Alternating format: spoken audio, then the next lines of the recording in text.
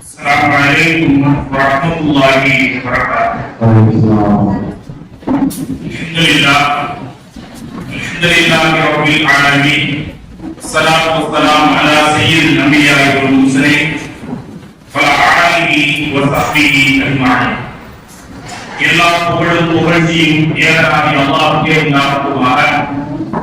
அகிலத்தின் தூதர் எம்பெருமானார் முஸ்தபா ஸல்லல்லாஹு அலைஹி வஸல்லம் அவர்கள் மீதும் அன்னாரின் குடும்பத்தினர்கள் மீதும் உத்தம சத்திய சஹாபாக்கள், தாபீன்கள், இமாம்கள், குறிப்பாக இந்த நன்னாளில் ஒன்று கூடியிருக்கக்கூடிய நம் அனைவரும் மீதும் அல்லாஹ்வுடைய அருளும் ரஹ்மத்தும் என்றென்றும் குறைவின்றி நிறைவாக உண்டாகுமாக. பெருமக்களே, இந்தியாவுடைய தேச விழா இப்படி சொல்லுவார்: பெற்ற தாய்களை உன்னை கைவிட்டாலும் கற்ற கல்வி உன்னை கைவிடாது என்பதாக மகாத்மா காந்தியடிகள் இப்படி சொல்லுவார். தமிழகத்தில் மிகச்சிறந்த முதல்வர்களில் ஒரு முதல்வராக இருந்த டாக்டர் அண்ணாதுரை இப்படி சொல்வார்: கல்வி என்பது ஈடு இணையில்லாத செல்வம் என்பதாக சொல்லி உலகத்தில் வாழ்ந்த அத்தனை அறிஞர்களும் கல்வியை பற்றியும் கல்வியினுடைய முக்கியத்துவத்தை பற்றியும் நிறைய பேசியிருக்கிறார்கள். அதுபோல இந்த கல்வி என்பது மனித சமுதாயத்தில் எவ்வளவு முக்கியமோ அதை விட குறிப்பாக பெண்களுக்கு மத்தியில் மார்க்க கல்வி என்பது மிக மிக அவசியமானது. எந்த ஒரு குடும்பத்தில் ஒரு ஆலிமா உருவாவார்களோ அந்த குடும்பத்தில் அந்த குடும்பம் சீராக நடைபெறுவதற்கும் அந்த குடும்பத்தில் வரக்கூடிய எல்லா விதமான லாப நஷ்டங்களையும் சரியான கொள்கையின் மூலமாக கையாளக்கூடிய தன்மையும் ஒரு ஆலிமா இருக்கக்கூடிய குடும்பத்தில் உருவாகும். அதுபோல ஒரு தெருவில் 4 ஆலிமாக்கள் உருவானால் அந்த தெரு சீரான தெருவாக உருவாகும். ஒரு ஊரில் பெரும்பாலும் ஆலிமாக்கள் உருவான அந்த ஊரே வர்க்கத்துறையை உருவாகும். மாறிவிடும். அந்த ஊரே எல்லா விதமான குழப்பங்களை விட்டும், எல்லா விதமான பிரச்சனைகளை விட்டும், எல்லா விதமான பொறாமை தன்மைகளை விட்டும் பாதுகாக்கப்பட்ட ஊராக மாறிவிடும். ஏனென்றால் சமூகம் சந்திக்கக்கூடிய பிரச்சனைகள் ஏராளம். இன்னைக்கு ஒரு ஆலிமாக இருப்பதனால் நிறைய பிரச்சனைகளை நாமளும் முகம் கொடுக்கக்கூடிய தேவை வருகிறது. அந்த பிரச்சனையினுடைய வீரியங்களை நம்மால் புரிந்து கொள்ள முடிகிறது. ஒவ்வொரு குடும்பத்திலையும் ஒவ்வொரு விதமான பிரச்சனைகள் அப்படின்னா, குறிப்பாக பெண்களுக்கு மத்தியில் ஒரு மிகப்பெரிய பிரச்சனை உருவாகி அதிகம் தலாக்கு நிகழ்வுகளுக்கு காரணமாக பெண்களுக்கு மத்தியில் உருவாக பிரச்சனை தான் காரணமாக மாறிவிடுகிறது. நான் சமீபத்தில் ஒரு பிரச்சனையை சந்திச்சேன். ஒரு குடும்பத்தில் பிரச்சனை, எந்த ஊர்ல யாரும் கேட்காதீங்க, பிரச்சனை மட்டும். ஒரு புதிதாக திருமணம் முடித்த கணவன் மனைவி 4 நாள்ல அவங்களுடைய சொந்த ஊர்ல வாழ்றாங்க.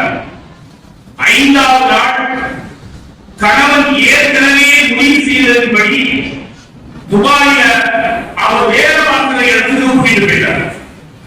3 மாசம் 2 கம்பெனியும் நிம்மதியாக சந்தோஷமாக வாழ்ந்தார். 3வது மாசம் அவர்களுக்கு அல்லாஹ் ஒரு நல்ல குழந்தை செல்வத்தை பரிசாக கொடுத்தார்.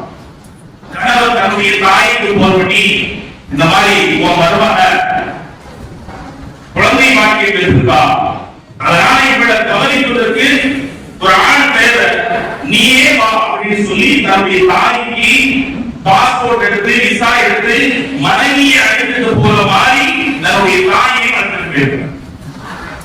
அங்க நடந்த நிகழ்வுதான் இவர்கள் இது போன்ற ஒரு ஜமாத்துல வந்து நிற்பதற்கும் தலாக்கு கேட்டு மனைவி வந்து நிற்கிறதுக்கும் காரணமாக இந்த அம்மா தான் காரணமாயிடுச்சு. இவங்க துபாயில இந்த கணவன் மனைவிக்குள்ள அந்நியோன்யத்தை அம்மா பார்த்தது. அது எப்படி நடந்திருக்கிறா, இவர் வேலைக்கு போயிட்டு வந்து மகரிபையும் இஷாவையும் இவர் இமாமாக நின்று அந்த அம்மாவை, அதாவது அவருடைய மனைவியை பின்னால் நின்று சொல்ல வச்சிருக்கிறார். இஷா தொழுகை முடிஞ்சிருச்சுன்னா சாப்பிட்டதும் 2 நாள் உடனே படுக்காம அவருடைய மனைவியை கூப்பிட்டு குர்ஆனில் இருந்து சில சூறாக்களை ஓத சொல்லி அந்த மனனம் செய்ய வச்சு மனனமாக்கிய பகுதிய கணவர் கேட்க மனைவி ஓத. இப்படி நடக்குது. இந்த அளவுக்கு ஒரு நெருக்கமான அந்நியமான இஸ்லாமிய கோட்பாடோடு சேர்ந்த வாழ்க்கையை அந்த கணவன் மனைவி உருவாக்கி இருக்கிறார். இதுல கணவனை பெற்ற தாய்க்கு எங்கிருந்து வந்தோ ஒரு பொல்லாத புத்தி அந்த அம்மா ஒரு குற்றம் படிச்சு இனிமேல் இவங்க விட்டா இவ கூட விட்டா 2 பேரும் சேர்ந்து இருந்தா நம்ம பிள்ளை நமக்கு இல்லையோ அப்படின்னு நினைச்சுட்டா என்னன்னு தெரியல. ஒரு புறாமை எந்தி அவள் அந்த அம்மாவோட ஒழுங்குச்சு உடனே படிச்சு இனிமேல் இவளுக்கு வைக்க வேண்டாம், நான் ஊருக்கு கூட்டிட்டு போயிடுறேன், ஊர்ல கூட்டு போய் நம்ம ஊர்ல வச்சு நான் பார்த்தாலும் சரி வரும் இல்லன்னா சரி வராது சொல்லி மகன் சட்டம் போட்டு அப்படி இப்படிலாம் பிரச்சனை பண்ணி மருமகளை வீட்டுக்கு கூட்டிட்டு வருது, ஊருக்கு கூட்டிட்டு வருது. ஊருக்கு கூட்டிட்டு வரும்போதே கணவன் அதாவது நம்முடைய மகன் சொல்லி வந்துச்சு நம்ம வீட்டுல வச்சு பார்க்கக்கூடாதுன்னு சொல்லி எப்போ ஏர்போர்ட்ல இறங்கி ஊருக்குள்ள வந்துச்சோம். ஊருக்குள்ள வந்த போதே அந்த அம்மாவோட அந்த பிள்ளையுடைய இயற்கையான வீடு இருக்கும் அந்த உண்மை எடுத்து உங்க அம்மா வீட்டிலே இருக்கும் இங்கே இரு பழக்கம் நீ வா அப்படின்னு சொல்லி விட்டுட்டு நேர பிள்ளைக்கு போராடி சொல்லிட்டு என்னடா பொட்டாட்டி வரும்போதே மாவுக்கு போடணும்டா வரும்போதே மாவுக்கு போடணும்டா நம்ம ஊருக்கு கூட வரல நேர வீட்டுல இறங்கிட்டா அவ வீட்டுல இறங்கிட்டா இனிமேல் நீ அவளுக்கு போன் அடிச்சாங்க அவளுக்கு போன் அடிச்சுட்டா இனி அம்மா உயிரோடு பார்க்க முடியாது. எவ்வளவு பர்ஃபெக்டான அவ போன் அடிச்சாலும் இருக்க கூடாது, நீயும் போன் அடிக்க கூடாது. இப்படி ஒரு நிலையை உருவாக்கி 7வது மாசம் வடமாப்பு 7வது மாசம் 8வது மாசமும் வடமாப்பு நடத்திருக்கிறாங்க. இந்த அந்த பிள்ளை நிறைய நாள் போன் பண்ணி அதுக்கு போய் ஒரு இடத்துல போல வாய்ஸ் மெசேஜ் அனுப்பிட்டு நான் எந்த பாவம் செஞ்சேன், நான் எந்த உனக்கு துரோகம் செஞ்சேன், உனக்கு எந்த அநீதி செஞ்சுட்டான்னு சொல்லி என்கிட்ட பேசாம இருக்கிற, நீ எதுக்கு பேசாம இருக்கிற எனக்கு தெரியல. இப்படி வாழ்வதைவிட நானும் என் பிள்ளையும் தூக்கல உங்களுக்கு ரொம்ப ஈஸியா போயிடும். நாங்க தற்கொலை செய்ய போறோம்னு சொல்லி ஒரு விஷயம் போனோம்னா பதிலை எடுத்துக்கோ புருஷன் பாக்குறீங்க. நீ எங்க வீட்டுக்கு போக மாட்டேன்னு சொன்னீங்க, அதான் உங்க அம்மா தானே என் வீட்டுல இங்கே இறங்கி விட்டா, உங்க அம்மா தானே இங்க இருந்து கூட சொல்லி அனுப்பி விட்டுச்சு, குழந்தை வாழ் சொல்லிட்டு உங்ககிட்ட வேற மாதிரி சொன்னா அதுக்கு நான் எப்படி பொறுப்பாக முடியும் அப்படின்னு சொல்லி அந்த மனைவி தன் தரப்புள்ள நாயகி சொல்லி மறுபடியும் 2 பேரும் பேசியிருக்கிறாங்க. போன்ல குழந்தை பிறக்கிறதுக்கு முன்னாலேயே இந்த புள்ள மனைவி தன்னுடைய கணவன் சொல்லிட்டே இருந்துச்சு, நான் குழந்தை பிறக்கக்கூடிய அந்த சமயத்துல யார் இருக்கிறாங்களோ இல்லையோ கடைசியா ஒரு முகத்தை நான் உருவாக்கி பார்க்கணும். உள்ள போறேன்னா தாயின் செயல் நலமாக வருகிறோமோ அல்லது தாயிலிருந்து செயல் மட்டும் வருகிறதோ என்ன நிலவரம் தெரியாது. அதனால என்னுடைய மரணத்தினுடைய போராட்டத்தில் நாம் கடைசியாக ஒரு முகத்தை நாம் கடைசியா பார்க்கணும் முக்கியமா அப்படின்னு சொல்லி அவரும் கணவன் மனைவியோட பிரியத்துல வந்துட்டாங்க. வந்ததுக்கு போது அம்மாவுக்கு போன் பண்ணி நான் நாளைக்கு ஊருக்கு வரேன், நாளைக்கு டெலிவரி உன் மருமகளுக்கு, அதனால நீ ஹாஸ்பிட்டலுக்கு போன்னு சொல்லி அம்மா அனுப்பிச்சாரு. கரெக்டா ஏர்போர்ட்ல இறங்கணும்னு அம்மா போன் அடிச்சிருக்காரு. எம்மா நான் இறங்கிட்டேன், சரி ஊருக்கு பக்கத்துல வந்தவங்க போனி ஊருக்கு பக்கத்துக்கு வந்தவங்க போனதுக்காக ஊருக்கு பக்கத்துல வந்தா இந்த 1/2 மணி நேரம் ஹாஸ்பிட்டல் வருவேன் அறிவுக்கா என் ஹாஸ்பிட்டலுக்கு வரேன் நேரம் ஊருக்கு போ, நான் இங்க எல்லாத்தையும் நான் பார்த்துக்கிறேன், ஊருக்கு போய் எல்லாத்தையும் முடிச்சுட்டு நீ வந்தா போ. ஏன் அப்படின்னு அம்மா சொல்லிச்சுன்னா இங்க இந்த குழந்தை இந்த மனைவி டெலிவரியினுடைய அறைக்குள்ள அனுப்புவதற்காக அந்த உடையெல்லாம் போட்டாச்சு. உள்ள அனுப்புகிற போது நர்ஸ் சொல்லியிருக்கு, என்னை அனுப்புறாங்க, என் புருஷன் பக்கத்துல வந்துட்டாரு, ஒரு 5 நிமிஷம் 10 நிமிஷத்துக்குள்ள என் புருஷன் வந்துருவாரு, நான் வந்துட்டா அவர் முகத்தை ஒரு முறை பார்த்துட்டு உள்ள போறேன் அப்படின்னு சொல்லி அனுமதி கேட்டு அந்த அனுமதி கேட்டத இந்த அம்மா பார்த்துட்டு போன் பண்ணி வராத நேரம் ஊருக்கு போன்னு சொல்லி அவன் ரெடி கொடுக்க இவன் தாய் சுத்த கேட்டு ஊருக்கு போயிட்டான். 10 நிமிஷம் கேட்ட அனுமதி 1/2 மணி நேரம் தாண்டி போயிடுச்சு. உடனே டாக்டர் சொல்லிருக்காரு, இனிமேல்லாம் கொடுத்துட்டு இருக்க முடியாது, நேரம் டெலிவரி அறையை கொண்டு போவாங்க அப்படின்னு சொல்லி ஊருக்குள்ள கூட்டிட்டு போறான். அந்த தாயினுடைய அந்த மனைவியுடைய மனநிலை எவ்வளவு தூரம் பாதிக்கப்பட்டோம். ஏன் நம்ம புதுசா வரல, வார சொல்லி கடைசியா வராம போறாரு, போன் அடிச்சாலும் இருக்க மாட்டாங்க, எதிர்த்து தெரியல பதத்தை கூட இருக்கும். அவளே மரணத்தோடு போராடக்கூடிய ஒரு நிலையில தான் இருந்திருக்கும். அந்த நிலையில இருந்தும் கணவன் வந்து ஆறு ஒரு 4 வார்த்தை சொன்னா எவ்வளவு தப்பா இருக்கு. அதையும் கெடுக்கக்கூடிய நிலையில் கணவன் இருக்கவே இல்லை. இதை உருவாக்கியது அந்த கணவன் இருந்ததுதான். இப்ப கடைசியா எங்க வந்துச்சு, ஒரு குழந்தை பிறந்த 1 வருஷத்துல இது போல எங்க வந்து நீங்க எங்களுக்கு தலா வாங்கினாங்க, இனிமேல் நானும் அவரும் சேர்ந்து கொள்ள முடியாது அப்படிங்கிற ஒரு நிலையில இருக்கிறாங்க. இந்த கதையெல்லாம் கேட்டதுக்கு பின்னால ஒரு தெளிவு கிடைச்சது. இதனுடைய சூழ்ச்சிக்காரை, இதனுடைய மோசம் செய்ததெல்லாம் ஒரு சகோதரி, அது இஸ்லாமிய பெண் அப்படிங்கிறது இவ்வளவு வருவார். இதுதான் நாம படித்த ஈமான், இதுதான் நம்முடைய முன்னோர்கள் நமக்கு வாழ்ந்த வாழ்க்கையில் முறையா. அப்ப எவ்வளவு மோசமான நிலையில் நம்முடைய சமுதாயம் மாறிடுச்சு. ஏன் நான் இதை சொல்றேன் அப்படின்னா, நம்ம சமுதாயம் இவ்வளவு உயிர்த்தரமாக நடக்கிற போது நம்முடைய முன்னோர்கள் எப்படி நடந்திருக்காங்க, ஒருவருக்கு மத்தியில் எந்த உறவு முறைகளை உருவாக்குறாங்க அப்படிங்கிற ஒரு விஷயத்தை வந்து நான் சொல்லி நிறைவு செய்யறேன். இமாம் இப்னு சௌதி ரஹ்மத்துல்லாஹி அவர்கள் ஒரு வரலாற்றை பதிவு செய்வார்கள். ஒரு மிக சிறந்த ஒரு கிதாப் எழுதியிருக்கிறாங்க. அந்த கிதாபுடைய தலைப்பை அவங்க எழுதுறது, நான் என் வாழ்நாளில் சந்தித்த மிக சிறந்த மனிதனை நான் உங்களுக்கு சொகுந்து தருகிறேன் என்று சொல்லி முதல் பகுதியில முதல் வரலாற்றை அவர் பதிவு செய்கிறார்கள். இமாம் இப்னு சௌதி ஒரு ஈராக்கில் வாழ்ந்த ஒரு குடும்பத்தை பதிவு. ஈராக்கில் வாழ்ந்த ஒரு குடும்பம், ஒரு கணவன் மனைவி, செல்வ செழிப்பான நிலை. அந்த கணவனுக்கு துணிகளை வைத்து வியாபாரம் செய்யக்கூடிய நிலையில் வரக்கத்தான சூழ்நிலையில் அல்லாஹ் ஒரு குழந்தையை கொடுத்தார். ஒரு பையன், கணவன் மனைவி சந்தோஷமான வாழ்வும் நிறைவான செல்வம் நிம்மதியான வாழ்க்கை. ரொம்ப நாள் இப்படி போய்கிட்டே இருந்துச்சு.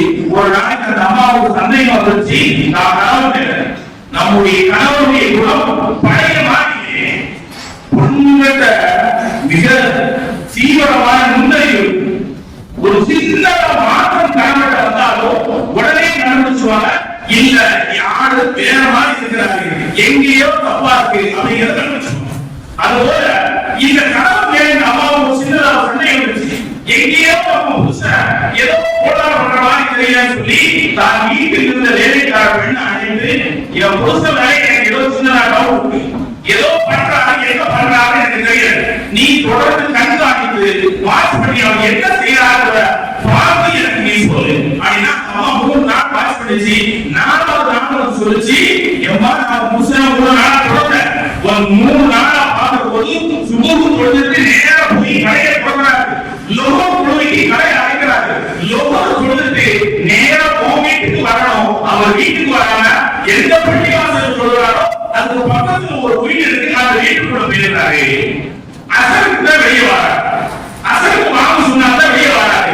நான் யாரு, இவர் ஏன் இந்த வீட்டுக்குள்ள டெய்லி போறான்னு சொல்லி அக்கபக்கம் விசாரித்த போது இருவரும் சமீபத்தில் திருமணம் முடித்திருக்கிறார்கள், இருவரும் கல்யாணம் முடிச்சிருக்கிறார். அதனால கணவன் மனைவி செல்வா என்ற செய்தி எனக்கு கிடைத்தது. அதனால் ஒரு கணவன் வேறொரு பெண்ணை திருமணம் செய்திருக்கிறார் என்ற செய்தியும் அந்த அம்மா வேலைக்காரர்கள் சொல்லுகிறார். இந்த முதல்வர்கள் சொன்னாங்க, இந்த செய்தி உனக்கும் எனக்கு மட்டும்தான் தெரியும், இந்த செய்தி உனக்கும் எனக்கு மட்டும்தான் தெரியும். எந்த காரணத்தை கொண்டும் நீ எனக்கு விசுவாசமாக நடக்கணும்னு நீ நினைச்சா இந்த செய்தி உன்னையும் என்னையும் படைத்த ரப்பையும் தவிர வேற யார்கிட்டையும் நீ காட்டிடக்கூடாது, வெளி எங்கேயும் சொல்லிடக்கூடாது, யார்கிட்டையும் இந்த செய்தியை வெளிப்படுத்திடவும் கூடாது அப்படின்னு சொல்லி அந்த வேலைக்காரர்களுக்கு இந்த எதிர்வாக கட்டளை. அந்த அம்மா வாழ்நாள் சொல்லல, வாரங்கள் மாதங்களானது, மாதங்கள் வருடங்களானது, வருடங்கள் உள்நோயும் போது ஒரு நாள் திடீரென அந்த ஜவுளி கடைக்காரர் இறந்து போனார். இவருடைய கணவர் இறந்து போய்விட்டார். இறந்து போன போது இஸ்லாத்தின் அடிப்படையில் அவர் விட்டு சென்ற சொத்துக்களை எல்லாம் பங்குவிக்க வேண்டும். 8000 சங்க தினார்கள் சொந்தமாக அவருக்கு சொந்தமாக இருந்தது. ஒரு மகன் ஒரு மனைவி என்ற அடிப்படையில் மகனுக்கு 8 பங்கை கொடுக்கப்பட வேண்டும். 7000 தங்க தினத்தை மகனுக்கு வாரிசு உரிமையாக கொடுக்கப்பட்டது.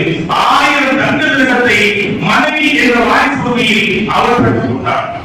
இப்பொழுது அந்த வேலைக்கார பெண்ணை அழைத்து ஒரு கடிதம் எழுதினார். அந்த கடிதத்தை எழுதி 1000 ரூபாய் தங்க காசை இரண்டாக பிரித்து 500 தங்க காசை தன்னோடு வைத்து மீதி 500 தங்க காசை ஒரு பொன்முடியில் முடித்து இந்த கடிதத்தையும் இந்த தங்க பொற்காசையும் அவருடைய இவருடைய இரண்டாவது மனைவி என்று ஒன்றை அடையாளப்படுத்தினார்களோ அவருக்கு கொடுத்து இந்த கடிதத்தை ஒப்படைத்து நம்ம நேரம் போச்சு. அந்த அம்மாவுக்கு சலாமி வச்சு அந்த அம்மா வெளியே வந்தாங்க. என்னன்னு கேட்டாங்க, உங்களுக்கு ஒரு கடிதம் வந்திருக்கு, உங்களுக்கு ஒரு பையன் இருக்கு, முடிய சொல்லி கொடுத்துச்சு. கடிதத்தில் எழுதப்பட்டது, அஸ்ஸலாமு அலைக்கும் வரஹ்மத்துல்லாஹி வபரகாத்துஹு. சகோதரி, உனக்கும் எனக்கும் படைத்த ரப்புவுக்கு மட்டும்தான் தெரியும்.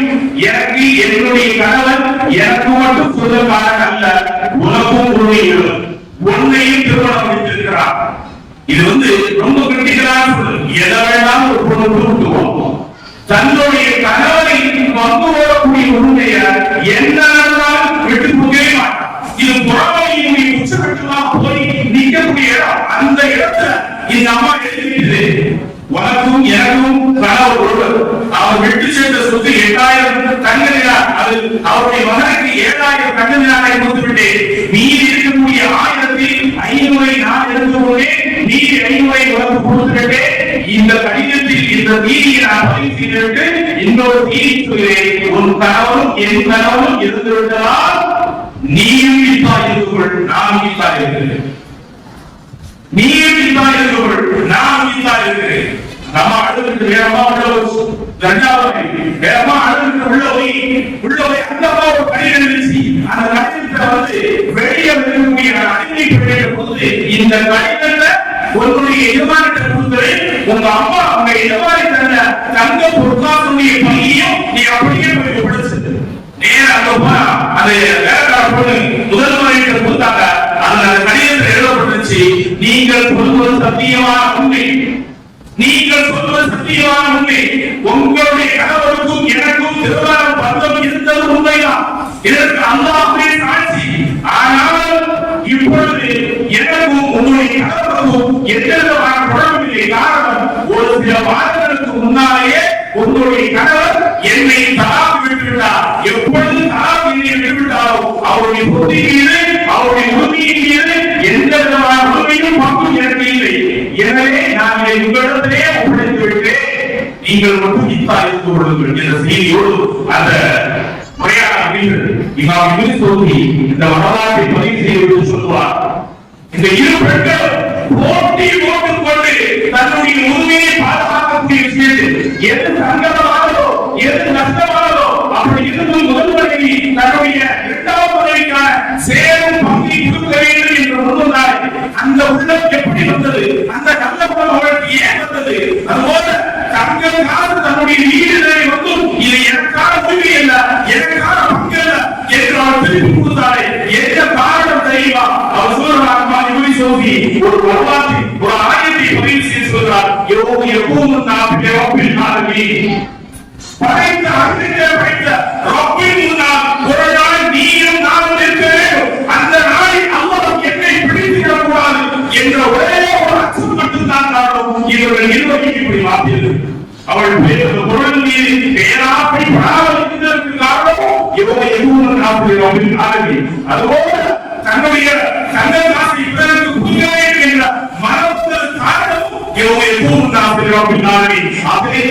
அகிலத்தை படைத்த ரட்சகன் முன்னால் ஒரு நாள் நிற்க வேண்டும். இதுதான் உலாயிரம், இதுதான் நம்முடைய முன்னோர்கள், இதுதான் நம்முடைய முன்னோர்கள்.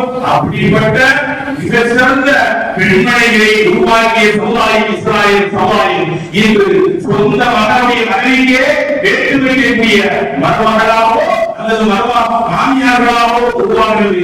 எவ்வளவு மோசமான நிலை! அதனால்தான் சொல்கிறேன், மார்க்க கல்வி என்பது ஆண்களை விட பெண்களுக்கு மிக முக்கியமானது.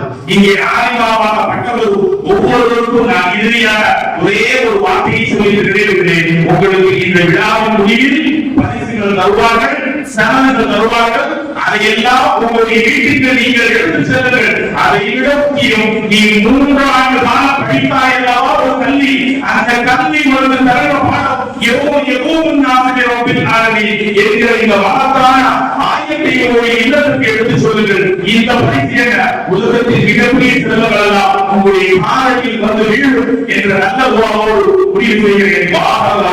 அல்ஹம்துலில்லாஹி ரப்பில் ஆலமீன். அஸ்ஸலாமு அலைக்கும் வரஹ்மத்துல்லாஹி வபரகாத்துஹு.